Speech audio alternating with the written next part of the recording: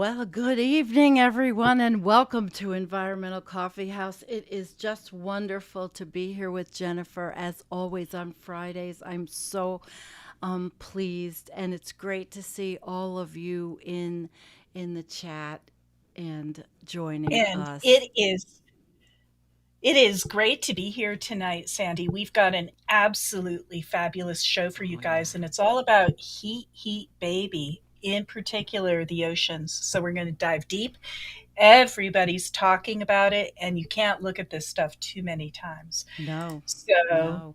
But we're going to start out with an article that's not specific to the oceans. It's an like an overarching, and we have a slideshow, and we have a really good show. We have an intermission.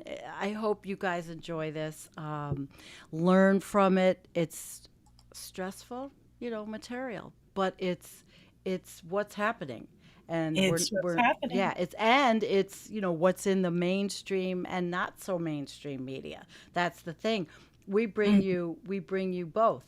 We bring you mainstream, not so mainstream, and well, so anyway, of course, I always have to say thank you, Kim, for being here and moderating. Much appreciation. And just hello to everyone. So I suppose, Jennifer, we should just Shall we get. just kind of show where we're going a little bit Sure, today before sure. we go Why don't there? you Okay. take us to that overview? Okay. Okay. Okay, we're going to start out with an article called Carbon Dioxide in Our Atmosphere Hits High Not Seen for Millions of Years, Threatening Accelerating Global Heating. And then another one, LA Times, Ocean temperatures are off the charts, and El Nino is only partly to blame. Then we're going to see a tweet from a couple of tweets that I won't spoil them for you, but a couple of very good tweets, and then an article from the Washington Post. Global heat records are falling. A little panic might be in order. Yeah.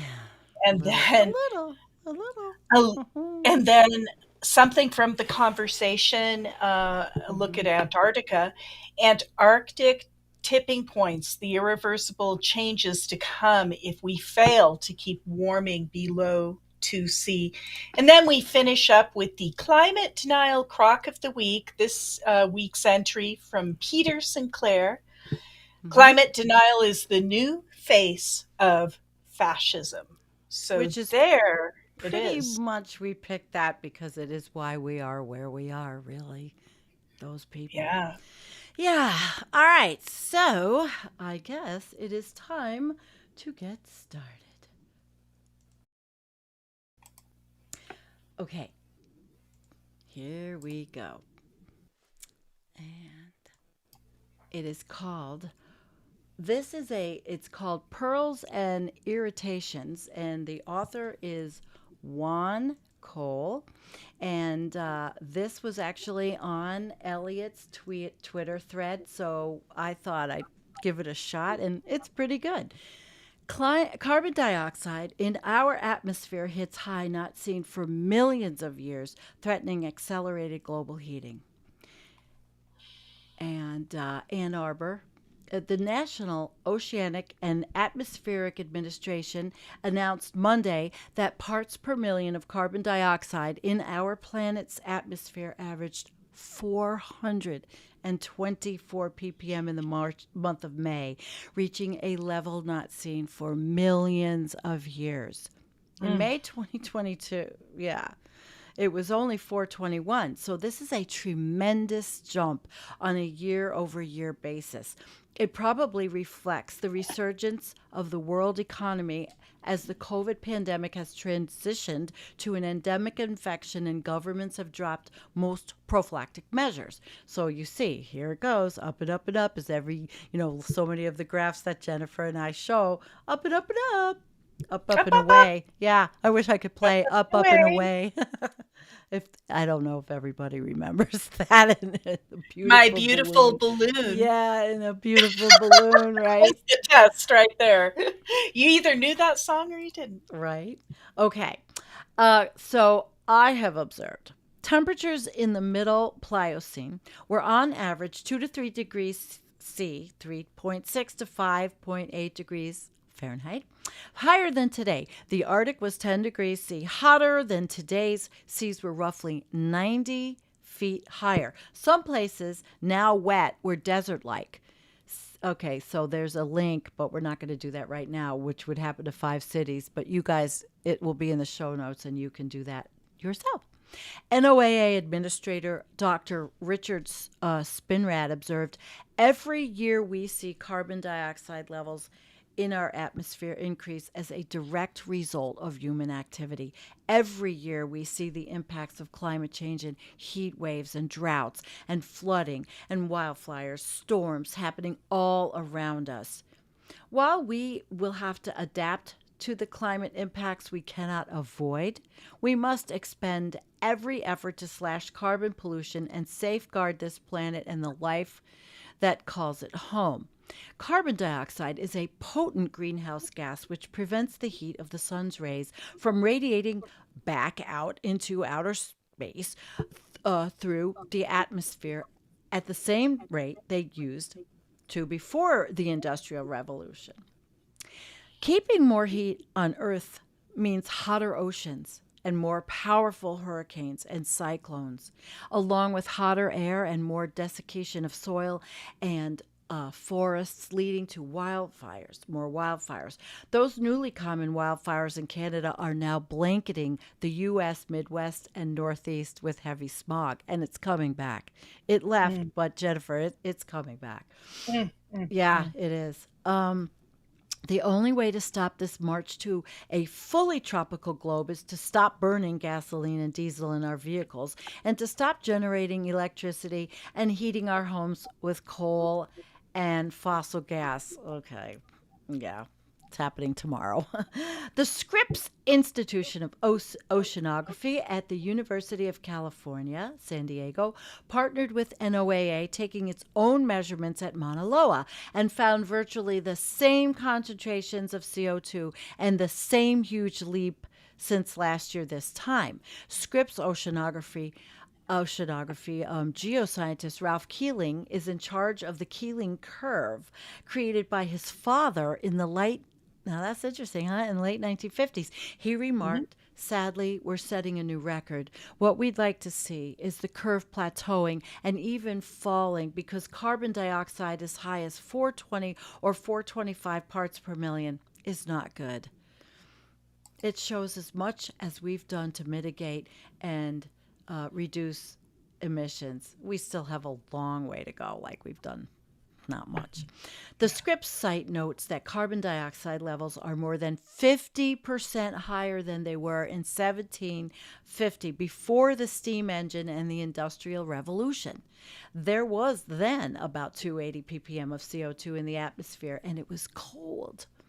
Here is the scary part. Human civilization is only about 5,000 to 6,000 years old, characterized by the emergence of cities and role differentiation such that not everyone had to farm. There was room for blacksmiths and tinsmiths and merchants and astronomers and storytellers. People learned to read and write, to record discoveries and pass them on to the next generation. Elam in Iran and Sumer in southern Iraq were among the earliest such civilizations. From that time to this, there was just about 280 ppm of carbon dioxide in the atmosphere. It sometimes fell a little or rose a little, but it stayed in that range. We don't know if a world of 424 ppm CO2 is compatible with civilization.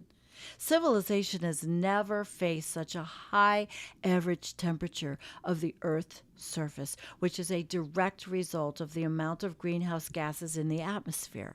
Intense hurricanes that flatten electric and telecommunications lines time and again, see Puerto Rico, and now it's happening in Texas again, could be hard on civilization. Flooding our major coastal ports could likewise be rather a peril. I mean, what if the New York Public Library is inundated? As Dr. Keeler said, this wasn't the outcome we expected this year, and it's not the direction in which we want this planet to go. The last time there was this much CO2 up there was the Pliocene, roughly 3 to 4 million years ago. The 90 feet, this 90 feet sea level rise is therefore almost certainly baked in and will occur over the next few hundred years. Oceans are huge and cold and take time to warm up. I wouldn't buy real estate in Miami or lower Manhattan with an idea of passing it on to your grandchildren.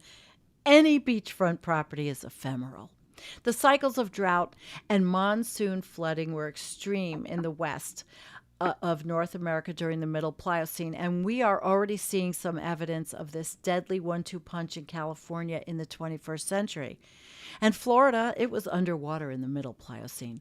The good thing is, and here's the hopium part, is some of the worst consequences of climate change can still be avoided if we make major push to get our energy from solar panels and wind turbines and to electrify our transportation.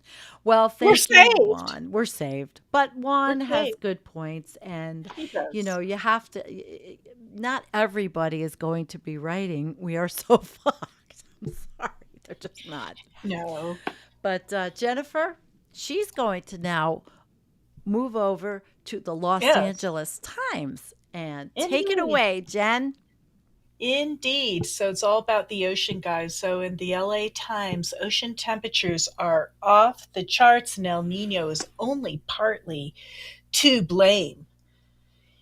In a world worsening climate extremes, a single red line has caught many people's attention. This line, which charts sea surface temperatures in the North Atlantic Ocean, went viral over the weekend for its startling display of unprecedented warming, nearly 2 degrees, 1.09 Celsius, above the mean dating back to 1982, the earliest year with comparable data. Ocean temperatures are so anomalously high that Elliot Jacobson, a Yay! retired mathematics professor who created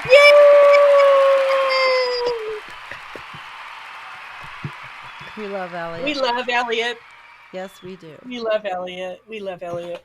So, ocean temperatures are so anomalously high that Elliot Jacobson, a retired mathematics professor who created the graph using data from the National Oceanographic and Atmospheric Administration, had to increase the upper bound on the y axis. He said, I've been doing this for a long time, but this one was like, oh my God, look at this, Jacobson said of the graph. What is going on here? And then we have the tweet that went wild. How many million did it get, Sandy? Elliot's tweet. Professor Elliot Jacobson, another day, another record for the North Atlantic. Everything is happening so fast, it's hard to get a sense of the enormity of these anomalies, let alone their consequences. And look at this North Atlantic graph. It's going basically straight up in this 2023 multi-year representation here. We are at the top and heading straight up. Something is happening. Something very bad is happening. He and other researchers said that there are several factors that may be contributing to the off the charts warming, which is occurring alongside other climate woes, including record shattering wildfires in Canada, rapidly declining sea ice in Antarctica, and unusually warm temperatures in many parts of the world, not including Southern California. Underlying everything is human-caused climate change, said Daniel Swain, a climate scientist at UCLA. But atop that are a handful of other potential factors, including the early arrival of El Nino. Well, I wouldn't say it's that early, would you? The recent eruption of the Hunga Tonga volcano, new regulations around surface aerosol emissions, or even a dearth of Saharan dust. The North Atlantic is record-shatteringly warm right now, Swain said during a briefing on Monday. There has never been any day in observed history where the entire North Atlantic has nearly been as warm as it is right now at any time of year. Wow. Nearly all of the Atlantic basin is experiencing anomalous warmth, including the Irminger Sea southeast of Greenland, the western Mediterranean Sea, the tropics, all the way from Africa to at least the Caribbean, said Gregory Johnson, an oceanographer from NOAA Pacific Marine Environmental Laboratory. We are definitely in record territory, Johnson said. And it's not just the Atlantic, as global sea surface temperatures are also climbing to new highs, NOAA data shows. Such warming events can have considerable consequences, including triggering algae blooms, bleaching coral, negatively affecting fisheries and other ecosystems, Johnson said. Marine heat waves can also provide more energy for tropical cyclones and more moisture for atmospheric rivers and flooding events. And a warmer ocean tends to expand, which can lead to sea level rise, along with melting ice sheets. This is part of a long term trend. Greenhouse gases continue to accumulate in the atmosphere. We're going to continue to break records in terms of global average temperatures, whether it be sea surface temperature or sea and land or land alone. I think it's having big impacts, and it's something that we have to pay attention to. And here is a tweet from NOAA. El Nino conditions here, according to the latest ENSO outlook. El Nino is expected to continue into winter with the odds of at least a moderate event, about 84%. So it's pretty amazing. The recent arrival of El Nino, a climate pattern in the tropical Pacific and a major driver of weather patterns across the world, could be partly to blame, Johnson and others said. While its counterpart, La Nina, brought cooler water to the ocean's surface, El Nino is generally linked to warmer global temperatures and often results in warmer oceans. NOAA recently said there is an 84% chance that the developing El Nino will be of moderate strength and a 56% chance that it will become a strong event at its peak later this year. Meanwhile, the World Meteorological Organization predicts that at least one in the next 5 years, in the next 5-year period as a whole, will be the Earth's warmest on record due to global warming and El Nino. But El Nino doesn't entirely explain the sudden escalation in ocean temperatures. Another potential factor may be the recent eruption of an undersea volcano in Tonga. The volcano Hunga Tonga Hunga Hai Apai erupted beneath the ocean in January 2022 and shot record-breaking amounts of water vapor all the way up to the stratosphere. Because water vapor acts as a heat-trapping gas, researchers said the eruption could result in more planetary warming. We now have a natural volcanic event that, somewhat amazingly, is probably resulting in an additional short-term window of global warming. That's on top of human-caused warming that we're already seeing. So that may be part of why we're seeing such a spike right now in some global ocean temperatures in the global atmospheric temperatures. Meanwhile, major change in regulations around sulfur content of shipping fuels could also be behind a warming spike, according to both Swain and Jacobson. The regulations, ordered by the International Maritime Organization in 2020, reduced the upper limit of sulfur in fuels from 3.5 to 0.5 in an effort to achieve cleaner air in ports and coastal areas. However, the change may have had an unexpected consequence because sulfate aerosols can reflect sunlight away from the Earth, effectively dimming the planet's surface. By cleaning up shipping fuels, massive regions of the world's oceans that were protected from heating by shipping sulfate aerosols are now experiencing rapid warming, he said, including many of the main shipping routes where the warming is happening.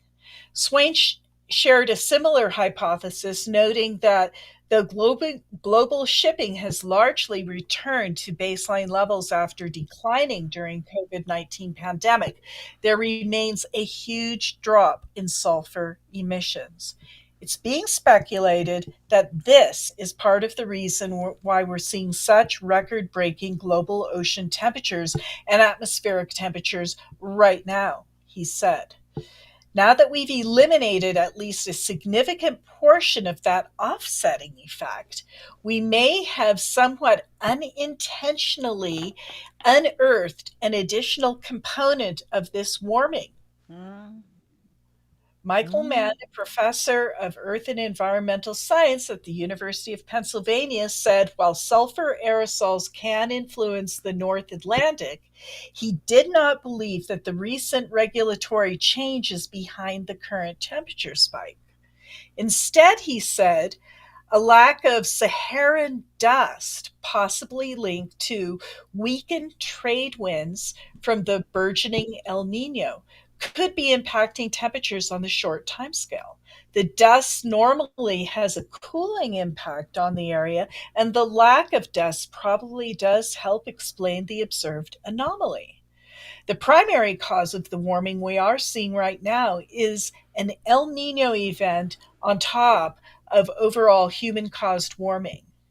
Interestingly, one of the few areas not experiencing unusual warmth right now is Southern California, which has been unseasonably cool and cloudy for several months on end. While that may be a response to El Nino, it also could be driven by the same persistent wave patterns that are contributing to Canadian wildfires, record breaking warmth in Western Europe and Southeast Asia, and flooding in parts of the Mediterranean.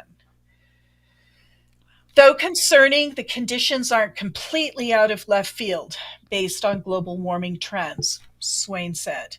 Quote, the long-term trend is not going to stop, and we are stair-stepping our way up to much warmer oceans and much warmer climate, and there still hasn't been a great deal of momentum away from that. We're still moving in a pretty alarming direction overall when it comes to warming. You know, Jen, I wanted to say about that is the LA Times talking about the aerosol masking effect, basically. I mean, Yeah, finally, people are learning that there's no it's no either or. no, Even I mean, Michael Mann might be saying it's the lack of Saharan dust, whatever, but yeah, more people are coming out, more scientists, and Guy McPherson was the one that said this, that illustrated this, yeah, and more scientists are yeah. saying, and so we're really in a predicament, aren't we? We're in a predicament and a conundrum. We certainly are. We're in a very difficult predicament, and we shall see because we are here. Hence, we shall We are. see. So, did we decide were we going to do our presentation first or the threads first? I forgot. You know what? You decide, my dear. You All you right. decide. I think You we're going to decide do where our we're going. presentation thread with the things we set up. We set. Okay. I think it's fun. We have a presentation that well, Jennifer and I back and forth. We set this up, and Chum, chum, chum, yeah, chum. yeah, yeah. We well, you know what goes on behind the scenes, right? Okay.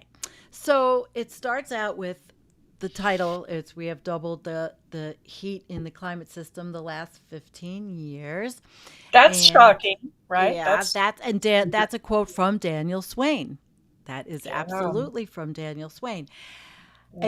And this we've seen. Everybody's seen it, but So what? You yeah, can't look at this too many times. Look, I mean, we all can just meditate on this and go, what the heck?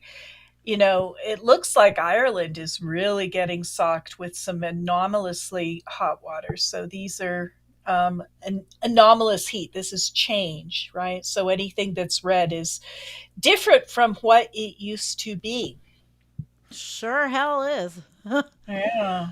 And then we will move on because we know why it all happened.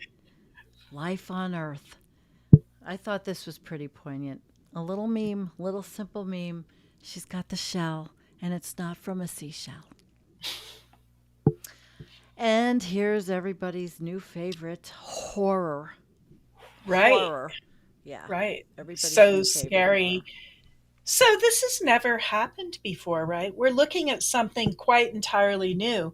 There was like kind of a range of things going up and down. The darker lines down there, these are annual. It's an annual line. Each line is a year. And the darker the line, the colder, and also the further back, and as we get closer to current day, there's a little variation, but there's never ever been anything like this. And we can see that suddenly here, right now, June in the North Atlantic, the sea surface temperature anomaly is, I mean, Scary.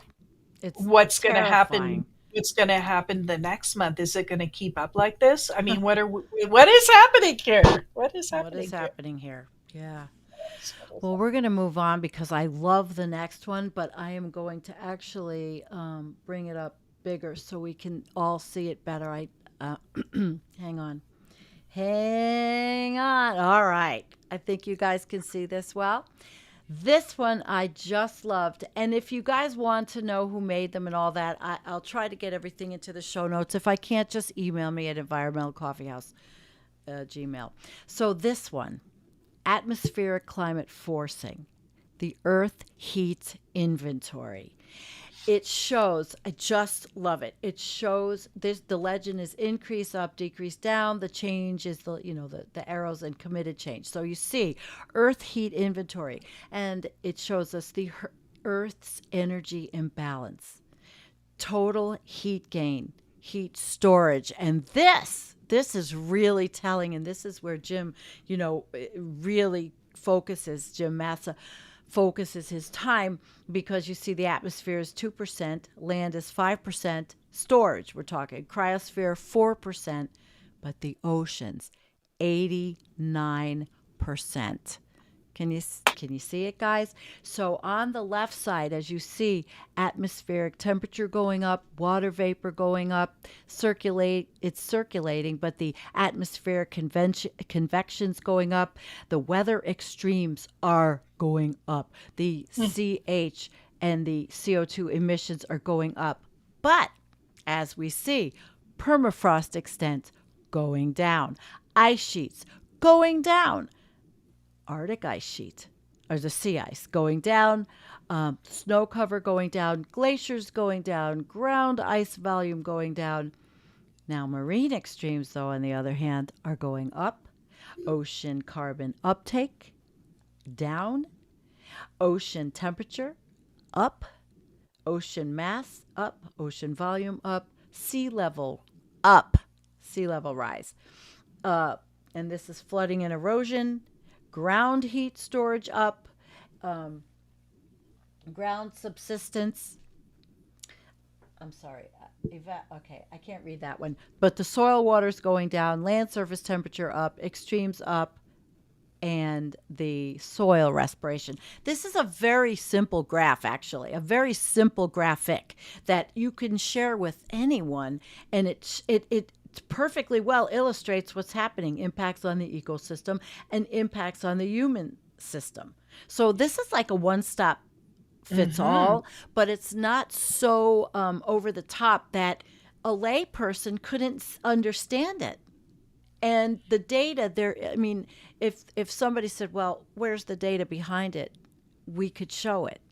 because No, it's it's all all based based. on data. It's all based on understandings and all these stats. It's based, yeah, it's Yeah. I facts. I It's data. You really can't I really can't liked. argue with data. No, and I really liked it. So I thought that this one was completely worth bringing up. And then we were going to move on to this one, which I think also we were going to use a bigger. Mm-hmm. Here we go.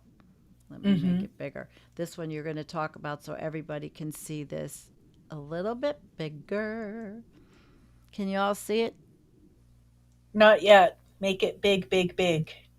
Make it as big as you can. There you go. So we're looking at daily global average temperatures. So this is basically not the sea, this is the air. And we are just seeing what's happening on planet Earth. And I believe we've got, let's see, the 1850 to 1900 level is the some dotted line in there somewhere. See Anyway, it. the point of it is, I can't really tear back, all these years, but you can kind of look at it yourself. Mm-hmm. But the point of it is that we are not in the same pattern as the other years. I think that's actually the most important thing. I mean, let's not get caught in the minutia, but the point here is the pattern. And the Mm-hmm. pattern here is not like the other ones, and something is happening because the North Atlantic is very hot and the air temperature is very hot. They're both gone off their normal pattern. And we also see the same thing here. This is the global average temperatures you're showing down there, Yep. Sandy, is that right? Mm-hmm. So, yeah, we're going out of the pattern again. So, something is up Do, and we do, are do, going do. out of the pattern. We are off the charts. Off We the are charts. But we are, and it did increase during 216, which was the El Nino year also, correct? mhm, yeah, so we're So, off the charts and we're cutting a new track. It doesn't yep. look like a good track either. Nope. No. And here we are with the temperature anomaly in a different visual. Hmm. Hmm.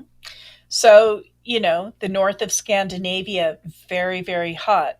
That's Sweden, and we've got Finland, and we've got Norway, and all of that in the very north there. That is anomalously hot. Of course, we're looking at anomalies at 2 meters, so, basically 6 feet off the ground. This is the raw temperature, how different it is from what it was before.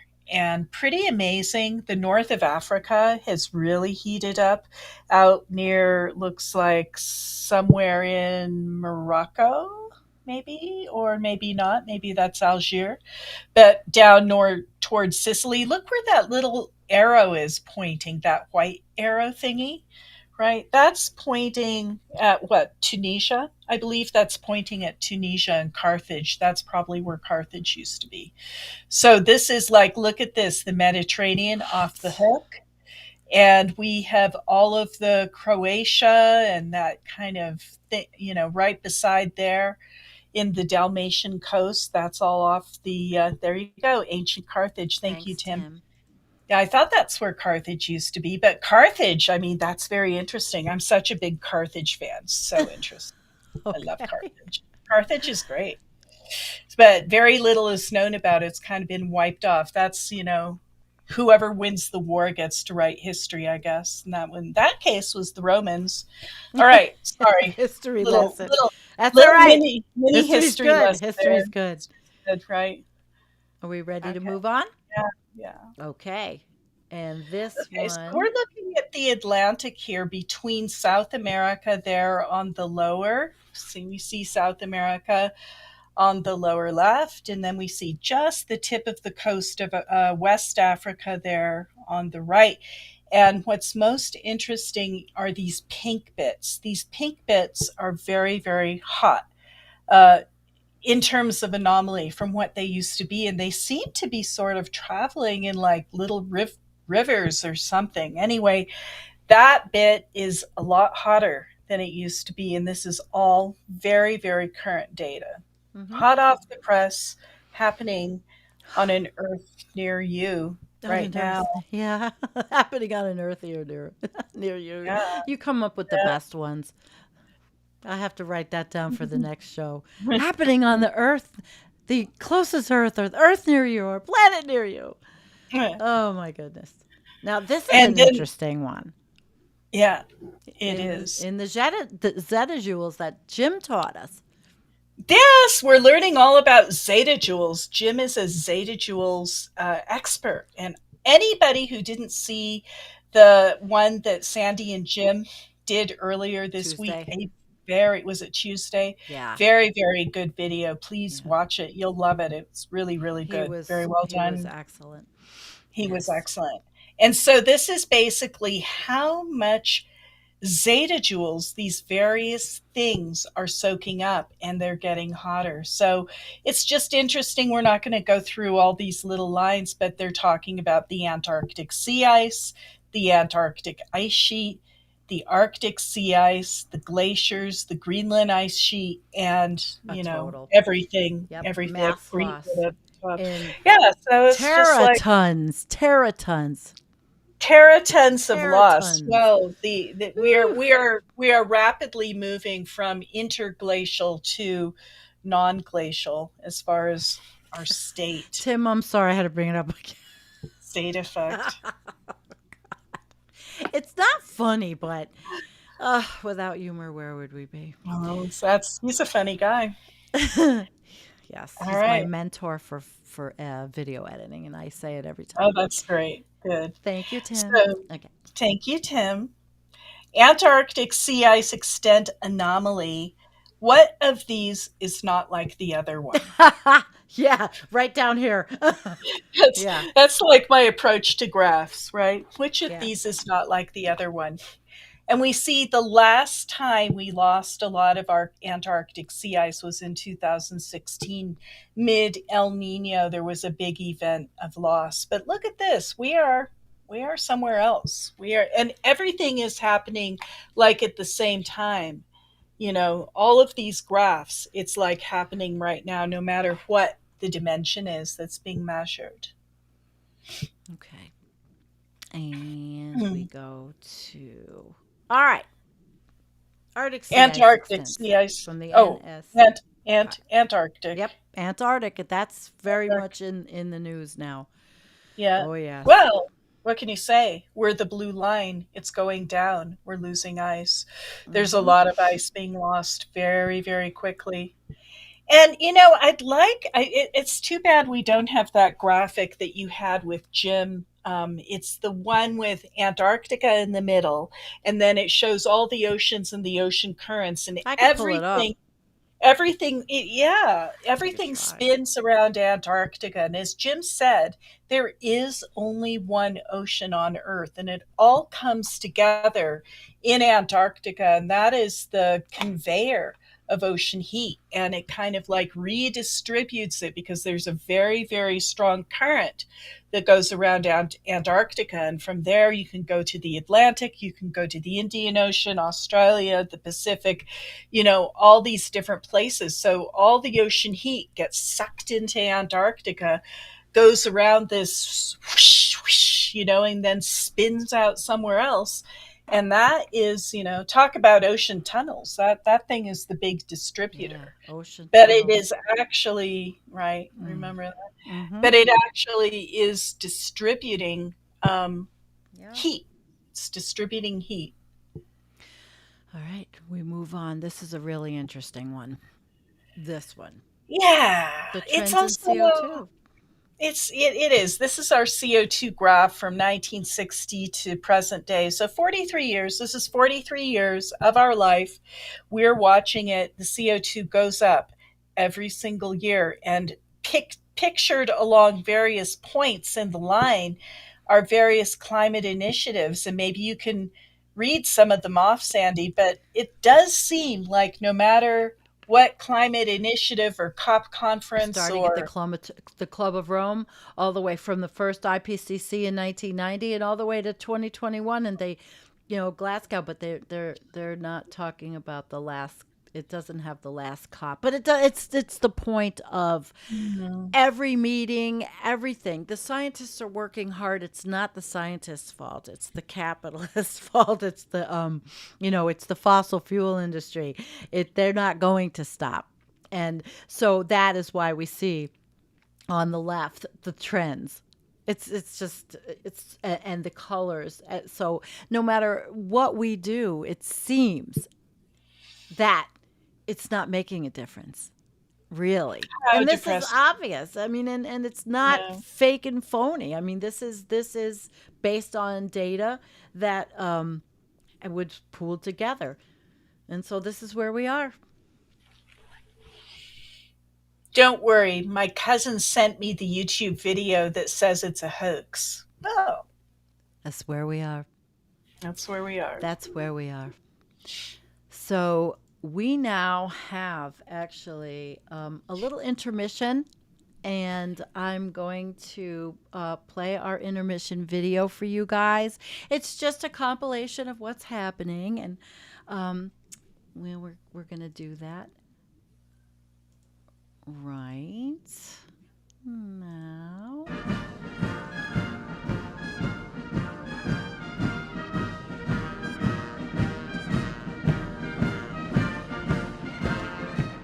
Like this one, this is from a retired math professor named Elliot Jacobson, have gone viral. This one shows mean temperatures from 1982 to 2023 in the North Atlantic Sea. That red line that is way above all the other lines is 2023. Should that increase concern us? Oh, indeed. And of course, it's not just the North Atlantic. It's all around the world at the moment.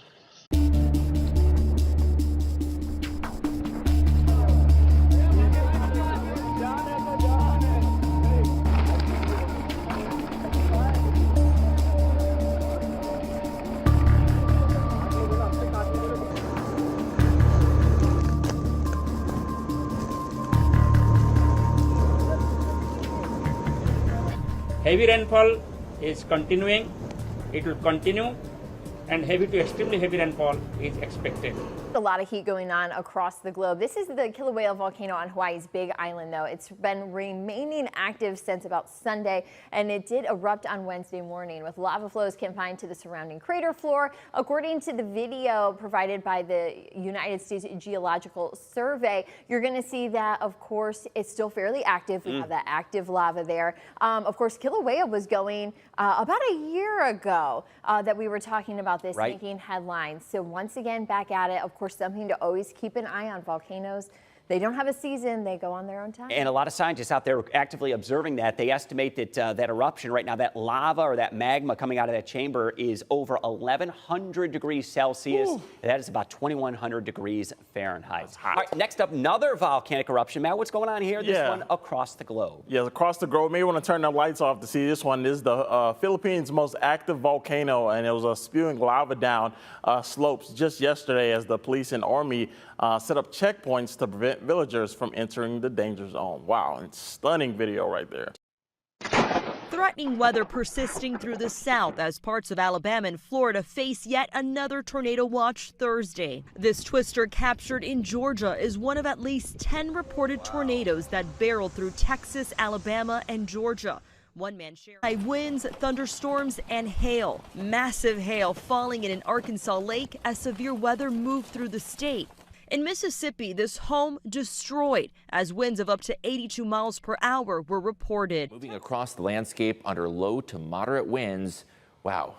Doesn't even look real. And it's amazing that that smoke has drifted all the way here to northwest Ohio and southeast Michigan and likely going to continue to impact our weather story this summer. Well, John, look at how remote that area is as well. And a lot of the experts up there saying that a lot of these fires, they're really just burning uncontrolled because they don't have access to actively fight these fires. So this could be an issue much of the summer. If the winds are blowing in a certain direction, we may be getting wildfire smoke. Yeah, and the weather ingredients have just been primed for this. Every single Canadian province is under drought conditions, and there's been a significant rainfall deficit, and that, of course, allows them to grow, proliferate, and spread and become worse. And a very warm spring they've had up there as well. Certainly. certainly the warmth and the drought combined. But you're saying more rain expected on Saturday and Sunday, just to set people's minds at ease, because we know a lot of people have been displaced. People have had so much flooding that they can't access their homes even. A ranger shared video of a blizzard on top of Pikes Peak this week. Weather at the summit is often very different than the base. That summit forecast is more important than the forecast for Colorado Springs. So definitely check that out before coming to see us. The winding road to the top is challenging on good days. Rangers don't want nervous drivers also dealing with extreme weather. The regular communication is key when we have certain weather events move in.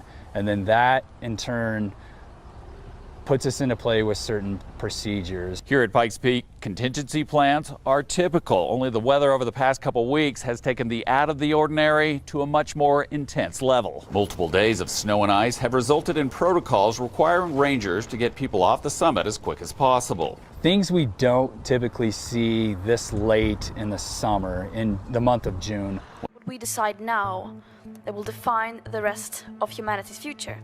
And it is already a death sentence to countless of people living on the front lines of the climate crisis today. And it is the coming months and the coming years right now that will be crucial in what the future will look like. The world's oceans are alarmingly hot right now, in fact, far above records for this date.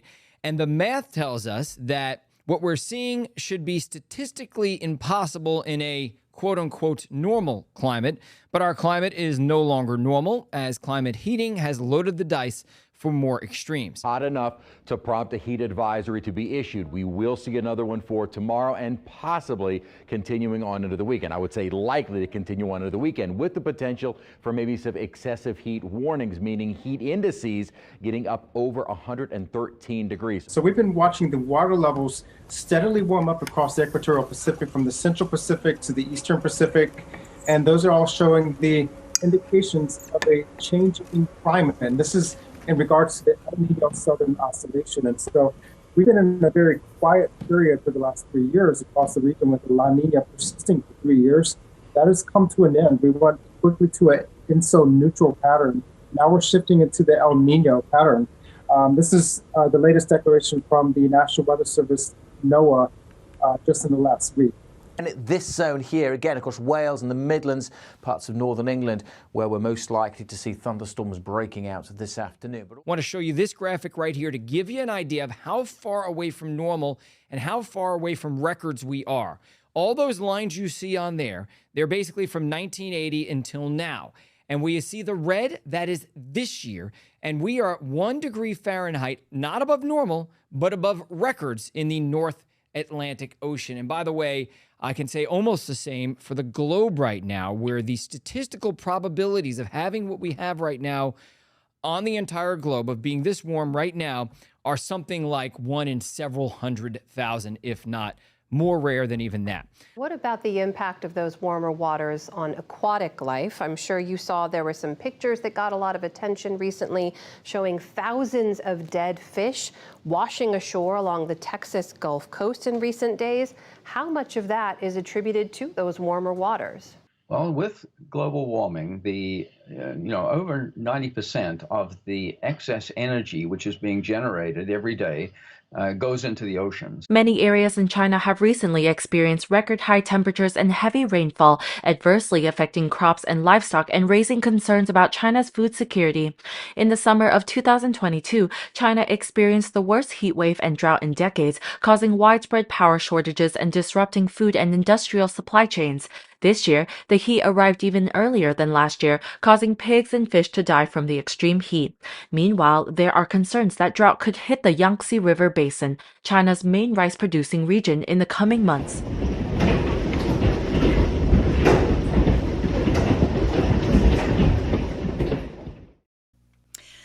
So there you have it. June 2023. Little trip around the world, a little few scientists and a little Greta. Tough stuff. It's tough stuff. I mean, it's actually happening. This is like so strange because everything that we all have been saying for the past decades is coming apart right now at this moment. And it's like happening right now. It's so strange. Yeah. Right? It's not, well, I mean, it's not strange when you look at why it's happening. Yeah. It's to be expected. Instead of faster than previously expected, now it's to be expected. Mm-hmm. There we go. All right. Yeah. Well, we are going on to our next reading piece, and I have to find that. Hang on a second, guys. Oh. Jennifer, while I am looking for why I do not have the articles. They kind of just sort of disappeared. Yes. Well, guys, just 1 second. We're going to go back to the other. And Jennifer, do me a favor. I can. Yeah, you want me to read the Jeff Berardelli? Yes. Okay. Until I find out what happened to the you go ending. about your business. Yeah. Pay no attention to that woman behind the curtain. Right? Okay. I'm looking for. All right. Quite a few meteorologists in disbelief at the pattern across the U.S. Strong subtropical jet stream feeding widespread severe weather in the south. A winter El Nino pattern in summer. A polar jet extension in the Ohio Valley, too, with an incredible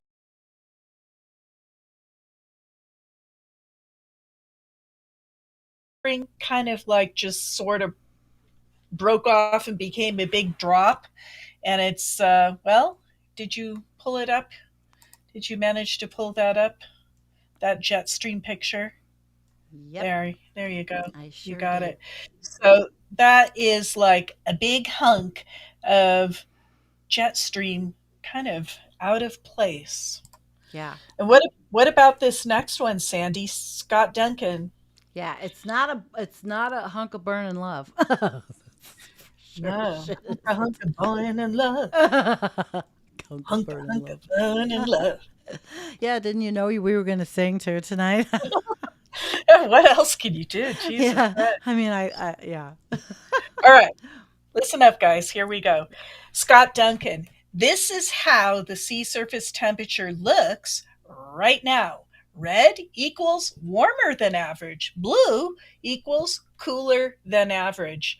What do we see? We see, basically this giant, the Atlantic is on fire, and so is parts of the Mediterranean. It's the only thing that's blue is the ice melt from Greenland. You can see the ice melt from Greenland. That's actually cooler from average, and it spread up the coast of Greenland. And any place that had glaciers, like all over in Baffin Bay, all of that is blue, not because it's cooler, because the freaking ice is melting. So that is like all of the ice melt is the cool stuff. That's what you're seeing there. It's not because the Arctic is suddenly getting cooler. Holy moly. Look at the Do you world. want me to? Just look at it spinning. Look at it spinning this way. Wow. Wow. Yeah. Wow. Can we keep looking at that world a little bit more? I want to Sure. see the other side of it. Spin it again. Okay. So the Atlantic. Oh, look at that El Nino. Right into Peru, all the way from the Philippines.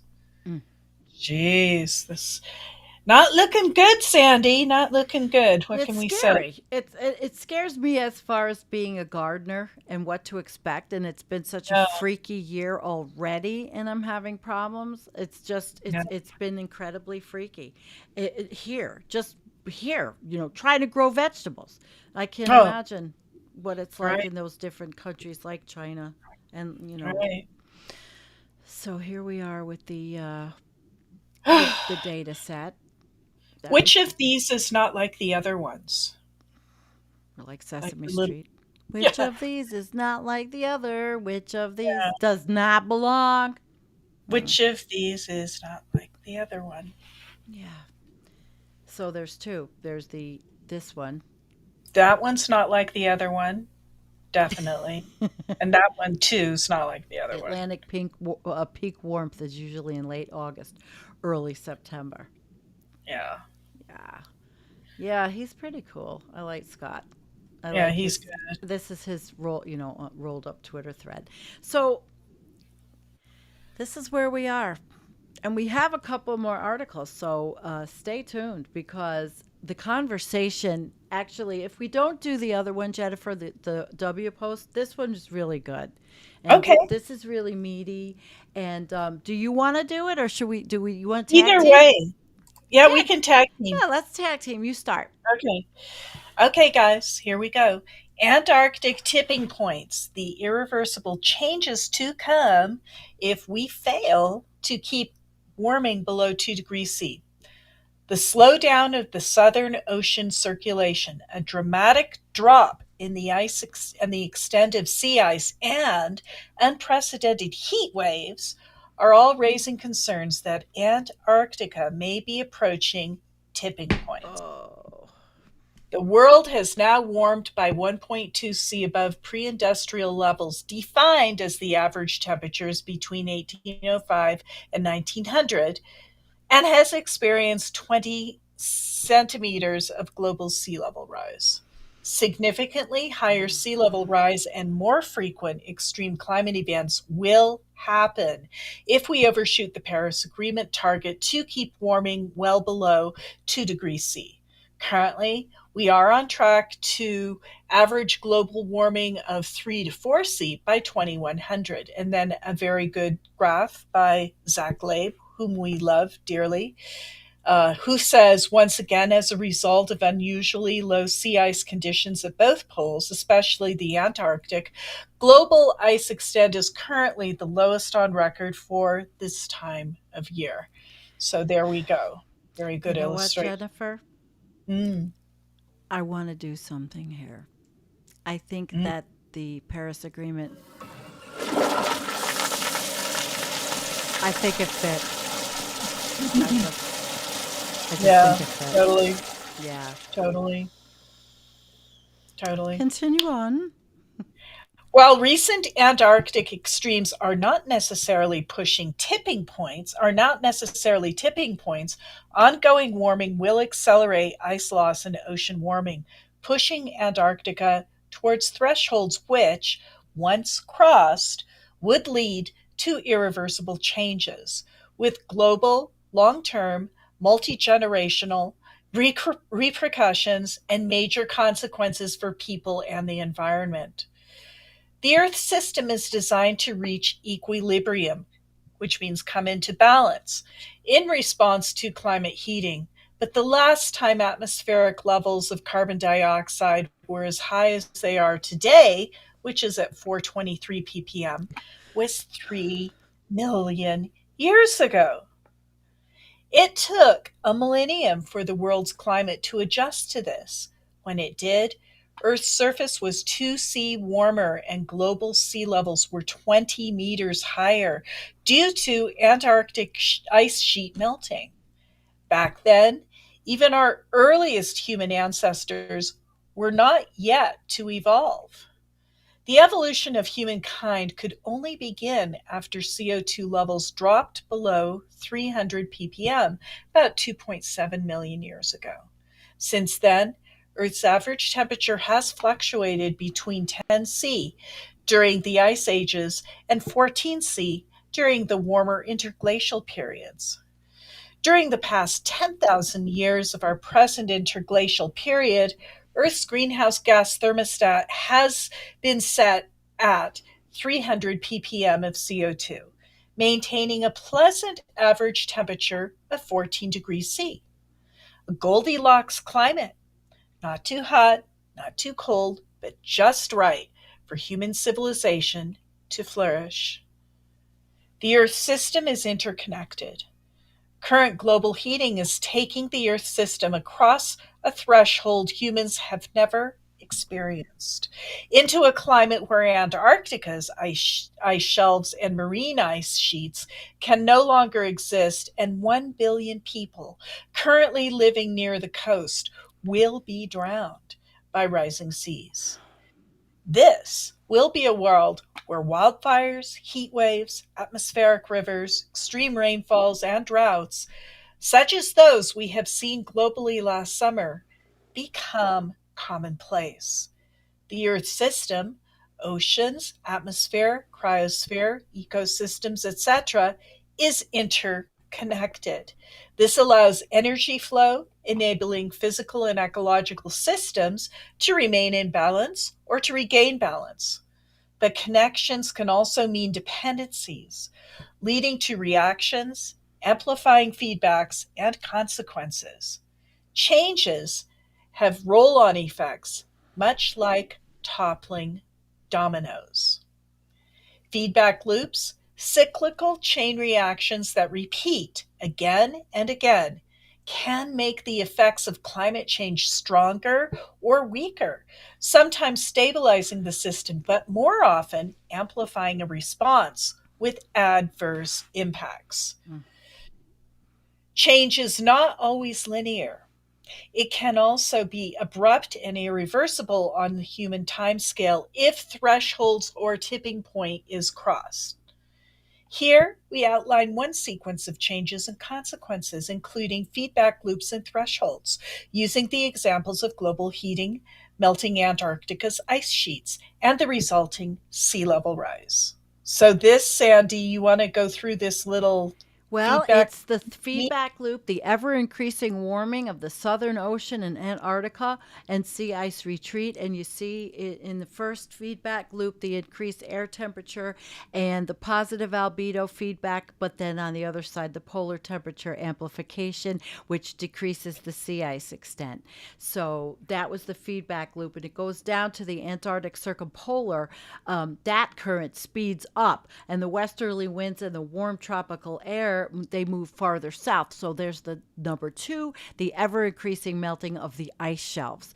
And the ice shelves melt, the surface waters go to the equator, warmed deep ocean water upwells at the edge of the ice sheet. They break up, the ice sheets melt, it's an irreversible tipping point. Sea level rise occurs also, and then there are impacts on the Atoria, the wilder, did I say that right? Otura. Wilder. Adiaroa? Adiaroa. It looks like a New Zealand thing. That's a map of New Zealand. Yes, Is it look not? at that. Yeah, wilder weather, seasonal change, extreme events, crops and agricultural fail, loss of habitats, ecosystems decline, fish stocks decline, species loss. Folks, this is the conversation. It's a pretty mainstream publication. Wow. Yeah. Yeah.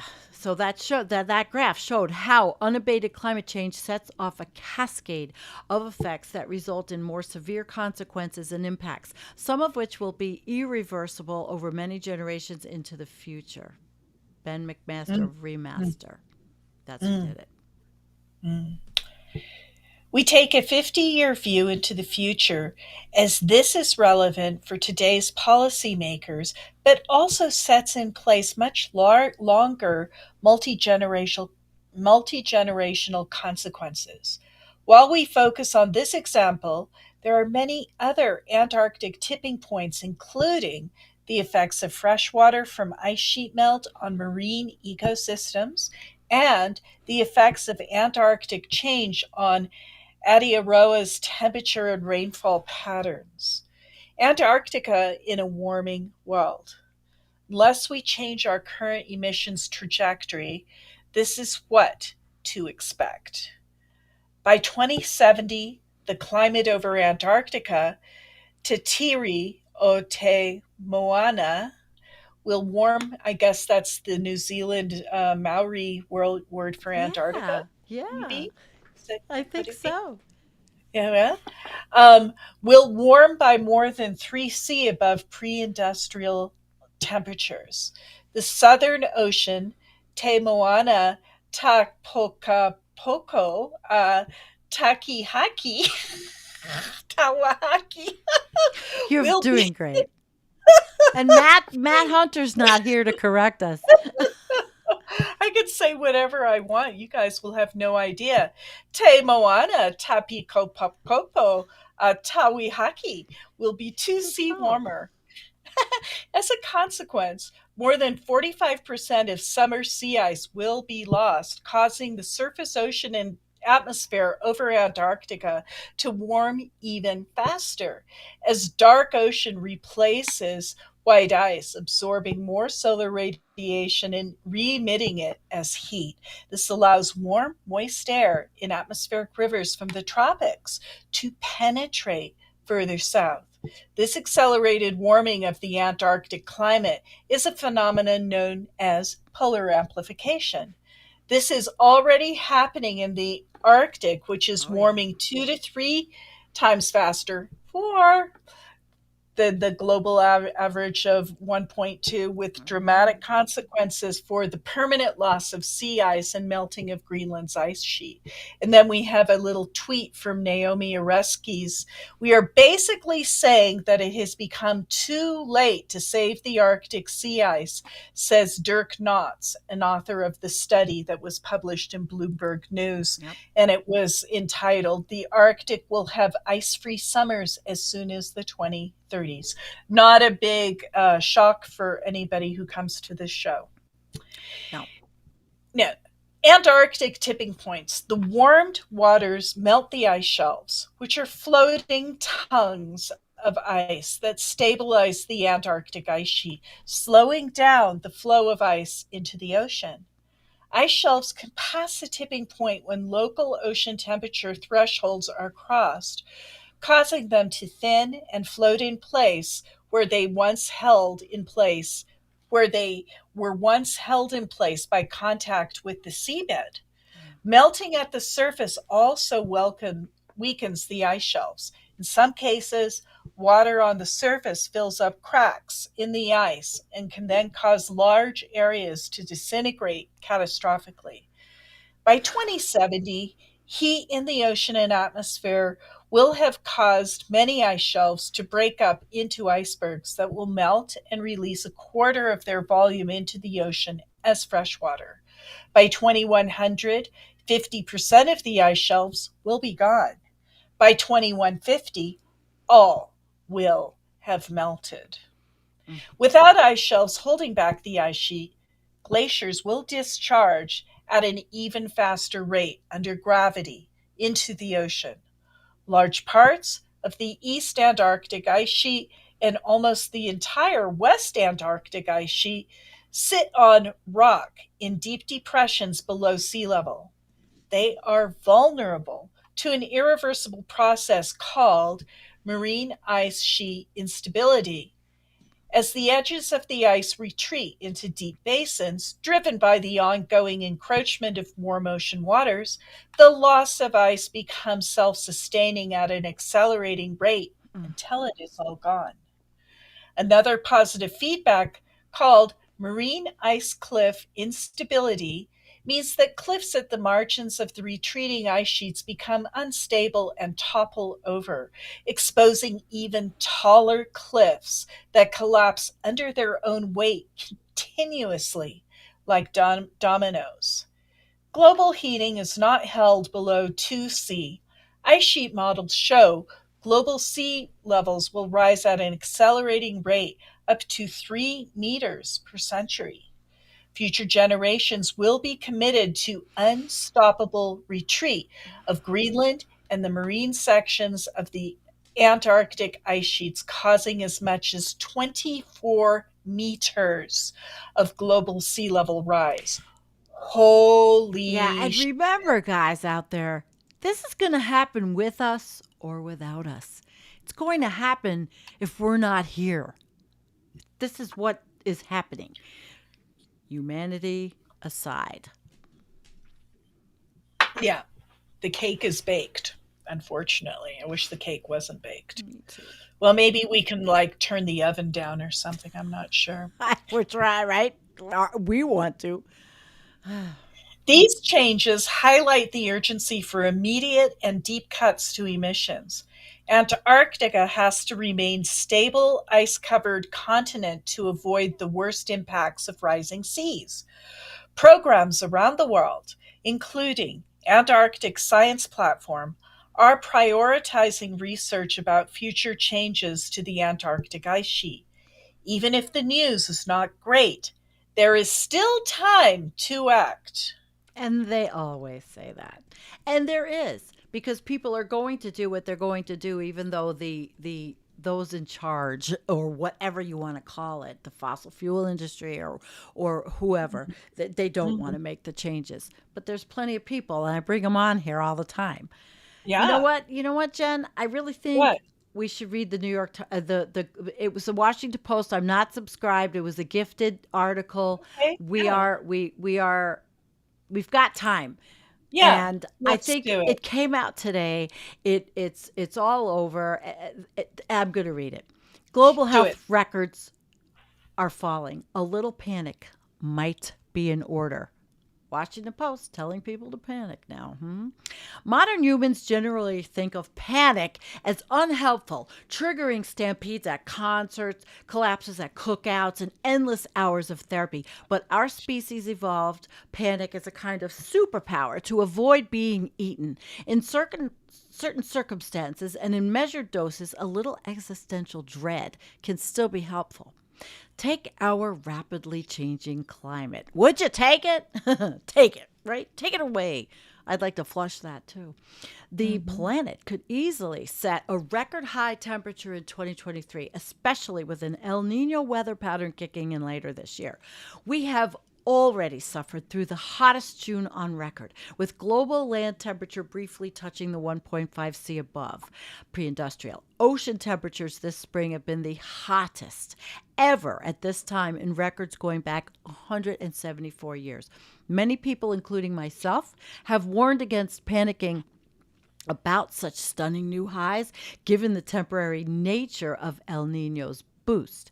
Even if we temporarily hit 1.5 of warming this year, it will still be theoretically possible to avoid long-term warming beyond that level and all the catastrophic consequences that come with it. Notice the word theoretical. But first, we must kick our fossil fuel addiction and stop spewing greenhouse gases into the atmosphere. God damn it. And judging by how little the world's policymakers seem to be interested in taking such steps, perhaps just a smidgen of panic might be helpful. Scientists agree the world must zero out its emissions by 2050 in order to keep warming at 1.5, a target set at the Paris Climate Accords in 2015. And so far, 95 countries have made net zero pledges. Net zero. That's the good news. The bad news is that the vast majority of those pledges aren't credible. Current policies and practices have the world on pace to hit nearly 3 C of warming by the end of the century. Even the most dependable net zero pledges would still lead to close to 2.5 C of warming, a recent study found. The outlook is even worse in the short term. The world must slash emissions by 43% by 2030 in order to hold warming to 1.5 by one estimate. Only 3 members of the G20, the U.S., the UK, and Australia, have even pledged to achieve such a thing, according to Bloomberg's NEF Zero Carbon Policy Scoreboard. And none have actually implemented policies to make it happen. One big problem is the significant numbers of net zero countries have zero plans to stop burning oil, gas, and coal, according to a new study from the Stockholm Environment Institute. 45 of the 95 pledging countries, in fact, talk about continuing or expanding fossil fuel production right there in their net zero pledges, according to the study. 2 countries, Lebanon and Senegal, don't currently produce oil and gas, but listed it as an ambition. What is the opposite of aiming high? Only 5 of 95 countries, in contrast, discuss transitioning out of the fossil fuel production as part of the net zero pledges. This discouraging lack of ambition looks likely to carry into the next UN climate conference later this year, COP28, and I can't believe I'm saying it. COP28 again in Dubai, which will be hosted by an oil company CEO. They're just doing the old kick the can right down the road. At a preliminary 2-week conference in Bonn where negotiators met to draft declarations that will be considered at COP, countries couldn't even agree on minutiae such as whether to say on the basis of or informed by Victoria Cumming reported. This was a warning sign she wrote that COP28 may generate the same level of noise as previous climate summits, but result in little substantive headway toward implementing the Paris climate deal. Even having the repercussions of climate change get literally right up in our faces doesn't seem to inspire much action. After a week in toxic smoke from Canadian wildfires descended on DC, lawmakers are pushing a few bills to address forest management, wildfire evacuation, and resilience planning, and to help establish public clean air centers and distribute air filtration units to certain households, Axios reported this week.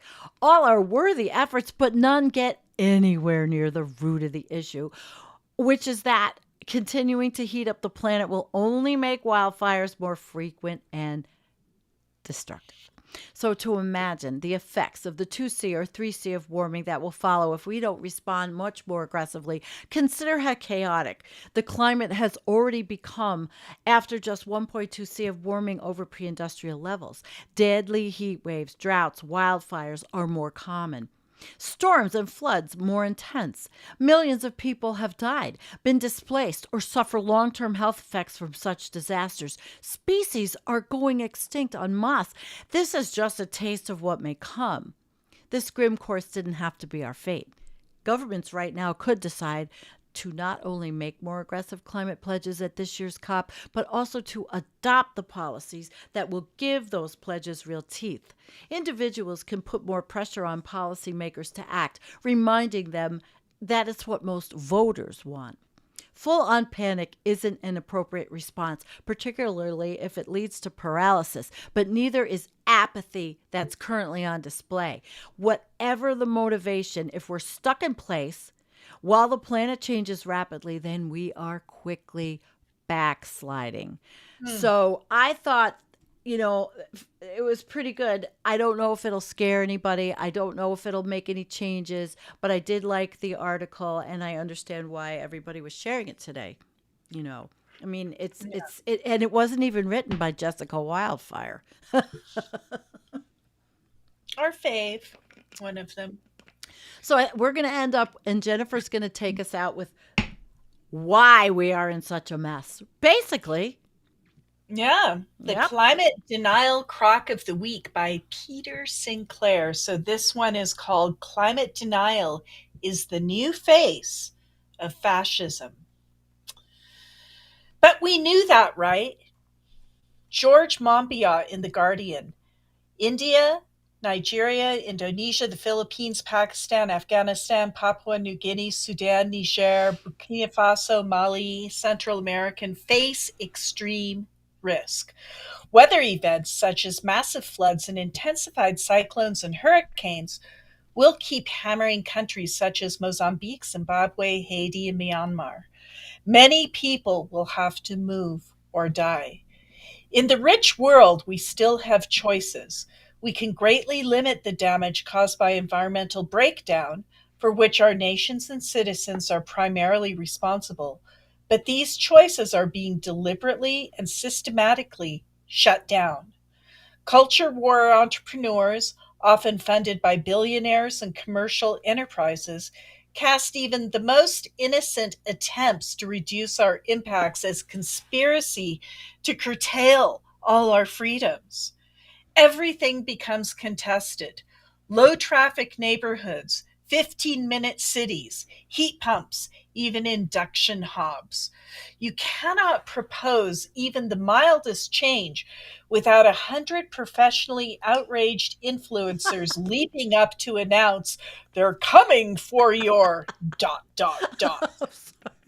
was good. They're coming for your daughter. It's true. I watched this shit. Oh, God. It's becoming even harder by design to discuss crucial issues such as SUVs, meat eating, and aviation calmly and rationally. Climate science denial, which had almost vanished a few years ago, has now returned with vengeance. Environmental scientists and campaigners are bombarded with claims that they are stooges, shills, communists, murderers, and pedophiles. As the impact of our consumption kick in thousands of miles away, and people come to our borders desperate for refuge from a crisis they played almost no role in causing, a crisis that might involve real floods and real droughts, the same political forces announce, without a trace of irony, that we are being flooded or sucked dry by refugees, and millions rally to their call to seal our borders. Sometimes it seems the fascists can't lose. As governments turn rightwards, they shut down policies designed to limit climate breakdown. There's no mystery about why. Hard right and far right politics are the defensive wall erected by oligarchs to protect their economic interests. On behalf of their funders, legislators in Texas are waging war on renewable energy, while proposed law in Ohio lists climate policies as controversial belief or policy, in which universities are forbidden to inculcate their students. Unbelievable. In some cases, the cycle plays out in one place. Florida, for example, is one of the U.S. states most prone to climate disaster, especially rising sea and hurricanes. But its governor, Ron DeSantis, is building his bid for the presidency on the back of climate denial. On Fox News, he denounced climate science as politicization of the weather. God. At home, he has passed a law forcing cities to continue using fossil fuels. He has slashed taxes, including the disaster preparedness sales tax, undermining Florida's capacity to respond to environmental crises. But the hard right thrives on catastrophe, and again, you get the sense that it can scarcely lose. If you want to know what one possible future, a future in which this cycle is allowed to accelerate, looks like, think of the treatment of the current refugees amplified by several orders of magnitude. Already, at Europe's borders, displaced people are pushed back into the sea. They are imprisoned, assaulted, and used as scapegoats by the far right, which widens its appeal by blaming them for the ills in reality are caused by austerity, inequality, and the rising power of money in politics. European nations pay governments beyond their borders to stop the refugees who might be heading their way. In Libya, Turkey, Sudan, and elsewhere, displaced people are kidnapped, enslaved, and tortured, raped, and murdered. Walls rise and desperate people are repelled with even greater violence and impunity. Already, the manufactured hatred of refugees has helped the far right to gain or share power in Italy, Sweden, and Hungary, and has greatly enhanced its prospects in Spain, Austria, France, and even Germany. In every case, we can expect success by this faction to be followed by the curtailment of climate policies, with the result that more people will have no choice but to seek refuge in the diminishing zones in which the human climate niche remains open. Often the very nations whose policies have driven them from their homes. It's easy to whip up fascism. It is the default result of political ignorance and its exploitation. Containing it is much harder and never-ending. The two tasks, preventing Earth systems collapse and preventing the rise of the far right, are not divisible. We have no choice but to fight both forces at once. And that, my friends, is why we are even beyond the science. We can't even get it's I hate to say it's too late, but it's like a runaway train. And I really can't tell you what the solution is, what to do, vote, I can't tell you any of it. But Peter just laid out pretty much what's happening, the geopolitical reasons why we are so screwed. And even if there was the best technology in the world, these idiots don't want it. They don't want it. Look at Ron DeSantis, and they don't want, and making bills, passing bills in municipalities that are forcing you to use fossil fuels. Yeah, Ron DeSantis. Yeah. So what are you guys saying out there? How you doing out there? We've been an hour and a half, so we covered everything. What do you say, Jen? Well, I think it's been an amazing show. It's been pretty pivotal. I mean, everything is kind of coming loose at once. The wheels are coming off the trailer, and we're just kind of trying to talk about it and say, look, there's a wheel, woo, goes down the road, and there's another one there. It's happening right here, right now. And we are the witnesses of this event because we are alive and aware. We are. We are bearing witness. We love you guys. Thank you so much. And we will see you next Friday. I won't be on Tuesday night. No show until next Friday. Okay? All right. Well, unless there's a best up. But peace out. We love you very